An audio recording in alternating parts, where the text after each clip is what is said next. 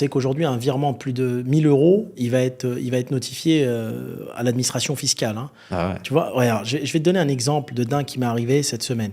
On a vendu avec un ami une entreprise à peu près 12 millions, ok? Donc, une start-up qu'on avait créée. Dans cette start-up, il y a plusieurs personnes qui ont travaillé pour moi à travers le monde, dont une personne qui travaille pour moi au service marketing depuis une dizaine d'années qui est basée en France. Et moi, tu vois, quand il y a un gain, j'aime bien partager ce gain. Donc, je lui ai dit, voilà, tu vas avoir 200 000 euros donc de prime.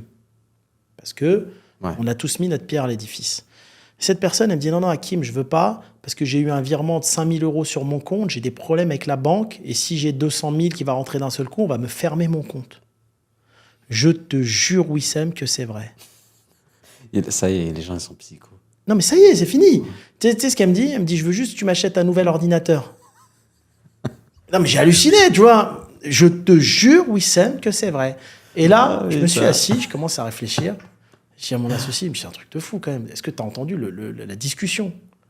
Je dis, c'est un truc de fou. Et donc, on était à Lyon, on a fait exprès de faire l'aller-retour à Lyon, on est rentré le soir à Genève. Ouais. Mais je dis, en fait, tellement ils ont mis ça dans la tête des gens, en fait, limite, on l'a mis dans la tête des gens qu'il ne faut plus avoir d'argent. C'est plus votre argent, quoi qu'il arrive. C'est le nôtre. Voilà.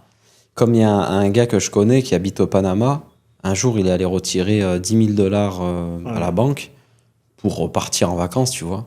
Et quand il est arrivé, il a posé la question, il a dit est-ce que c'est possible que je retire 10 000 $, mais de cette façon, genre comme si c'était un truc de fou. Ouais. La femme, et lui là, à ce moment-là, il s'est rendu compte, parce que la femme, elle a regardé, elle a dit mais c'est votre argent, vous retirez ce que vous voulez, si vous avez 1 million, retirez 1 million. Et là, en fait, il s'est senti, ce Français qui part de France, il s'est dit mais attends, moi, quand j'étais en France, en fait, ils ont mis tout le monde dans cette bulle où ton argent, c'est plus ton argent.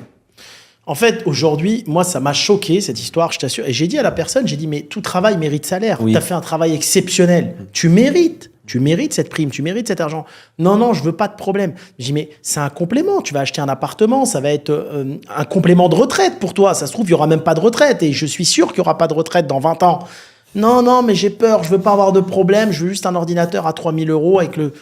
Mais tu sais que j'ai halluciné. Là, je me suis dit, ça y est, les gens sont faibles. Sont faibles. Et quand, 4 heures avant, tu as ton associé en Turquie qui a déposé 15 millions en espèces dans les banques et qu'ils ont pris l'argent et qu'il n'y a pas de soucis, tu dis, mais en fait, ça y est, l'Europe, c'est fini. Il y a un vrai problème, là.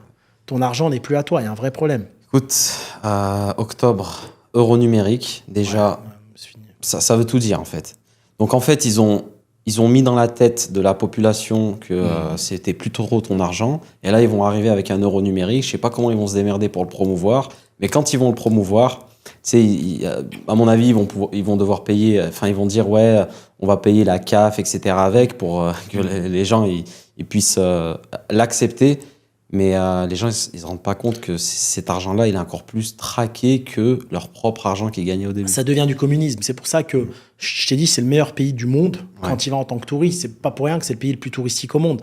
Mais y aller pour y résider, pour y vivre ou pour y travailler, ça va devenir très compliqué. Hakim, en tant que non-résident, quand tu arrives en France, tu peux dépenser autant que tu veux ou pas ? Oui, après, moi j'ai d'autres nationalités aussi, si tu veux. Hein. Donc, tu arrives avec ton autre nationalité, tu fais ce que tu veux. Ils te font pas chier à l'aéroport, par exemple. Une fois, j'ai vu une story d'un pote que je suis. Il vit sur Dubaï et il est rentré en France. Il est résident à Dubaï. Hein. Donc, il est rentré en France. Il a acheté plusieurs objets de valeur, des montres et tout, je sais pas, pour à peu près 150 000 euros. Et à la douane, ils l'ont bloqué. Alors, pourquoi le faire ?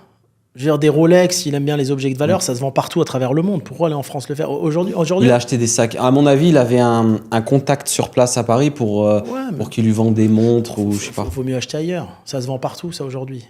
Va en Suisse, c'est mieux. Hein. Tu veux des Rolex, il y en a en Suisse. Hein. Ça se vend partout. Va dans un pays où on te laisse acheter. Je veux dire. Ils l'ont parqué. Ouais. Ils l'ont empêché de partir avec toute sa camelote, tu vois. Et donc, du coup, il a dû rentrer à Dubaï, amener des justificatifs comme quoi il a gagné cet argent à Dubaï, revenir en France pour qu'il débloque son... Écoute, moi, je sais pas. Moi, que ça soit en France ou ailleurs, je suis pas un gros dépensier. Moi, j'achète pas de produits de luxe ou autre. Ouais. Donc, je connais pas. Ouais. Ça, franchement, je connais pas. Moi, tu sais, je suis très minimaliste. Ouais. Donc, ça, c'est des choses que j'ai jamais fait. Ah ouais. Et tu le resteras toute ta vie minimaliste ? Les seules choses de valeur que j'ai, c'est qu'on me les a offertes. Ouais. Et par respect pour les personnes qui me les ont offertes, je les porte. C'est tout.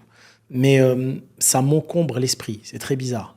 J'aime bien être habillé toujours pareil. Donc, je pars en vacances, je vais avoir 3 t-shirts noirs ou blancs, une veste, un jean. Et avoir trop d'objets, des voitures un peu partout, des scooters un peu partout, beaucoup de vêtements, des armoires pleines, je trouve qu'en fait, on se sert de 5 à 10% de ce que l'on a. Le reste, c'est inutile.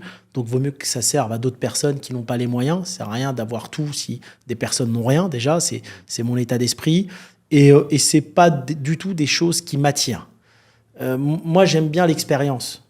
Mettre de l'argent dans l'expérience. On est entre amis ou avec ta famille, un bon resto, des voyages, d'accord, tout ce qui est culturel.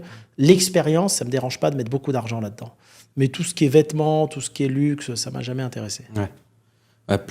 En vrai, plus tu possèdes des choses, plus ça t'encombre. C'est très bizarre, ça t'encombre l'esprit.